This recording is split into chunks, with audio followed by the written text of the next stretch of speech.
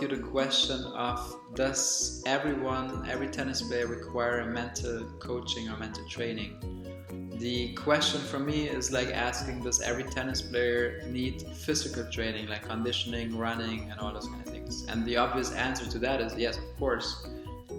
Because every player nowadays is so fit physically that they can last for hours and hours and not get tired and run fast and so on. So if you look at the top 100, top 200, they're all very fit.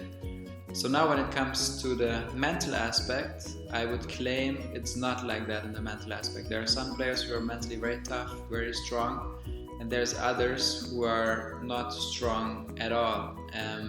But if you're top 100, top 200, you have to be mentally strong in order to be there. So the point is, if you go back to the 1980s, I think it was a similar situation with the physical aspects. Nobody can believe today that there were tennis players out in the 70s where, some of them, they maybe, if they were lucky, they went for a run and understood that if they run, they improve a bit, but it was nothing like compared to today where they practice for hours every day their body. So back then there was not enough awareness to understand fully and directly the link between the physical fitness and the success in the game. Then of course when Ivan Lendl came, and he was one of the first ones who practiced so strongly the physical aspects, and he was so strong, and it was a big competitive advantage over all the other players.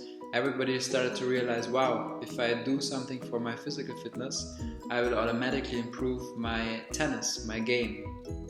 So for me it's like this today. Today we're at a point where you may have a few strong players that are mentally completely fit. I would say maybe Serena Williams or Novak Djokovic, Federer to some degree, and Rafael Nadal. But then again, if you look at Nadal, he also has many rituals which show some kind of weaknesses, and you have Federer, he also has some blockages when he plays, the big games against Nadal or Djokovic and so on and so on. But those are the ones who for sure have some mental toughness, but still they're not perfect and they can also improve a lot. But then if you look at many others, there's so much room for improvement, and many players have not figured out yet exactly what to do in the mental aspect and how they can practice effectively and how exactly it would help to improve their game. And for me, the mental aspect is not just positive thinking, visualization, and all the aspects that have to do with the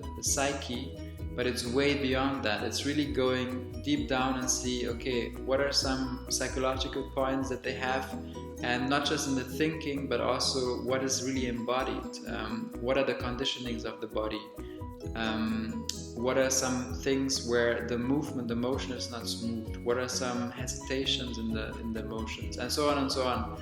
So you can really look at players and look at the physical, mental, psychological, or even energetic blockages and see where you can make the whole process smoother. So it's really a holistic approach we're talking about here, that is not just like by the name the mental thing, but it encompasses everything the player is doing on the court and off the court.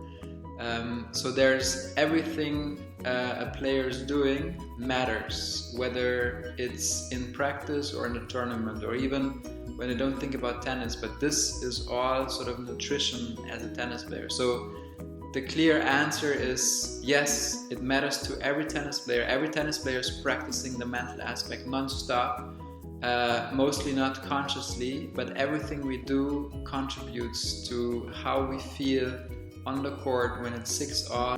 So the message to you guys all is, yes, find out how to practice mental strength and go beyond the notion that it's just in your mind, but it's including in everything, in every forehand, in every backhand you play, in everything you do, also physically, on the court, off the court. Just understand what are the things you can improve, what are some blockages. Most of the times we're not even aware of those blockages. So really it's very helpful to have someone who understands more depth about this whole topic, about your movements, the physical body, the energetic body, the mental bodies, and everything. So really go into it deeply have someone look at how you play. Video analysis can also help a lot, but also have someone who really understands everything, and practice it every day, and you will see you will improve immensely. Thank you very much.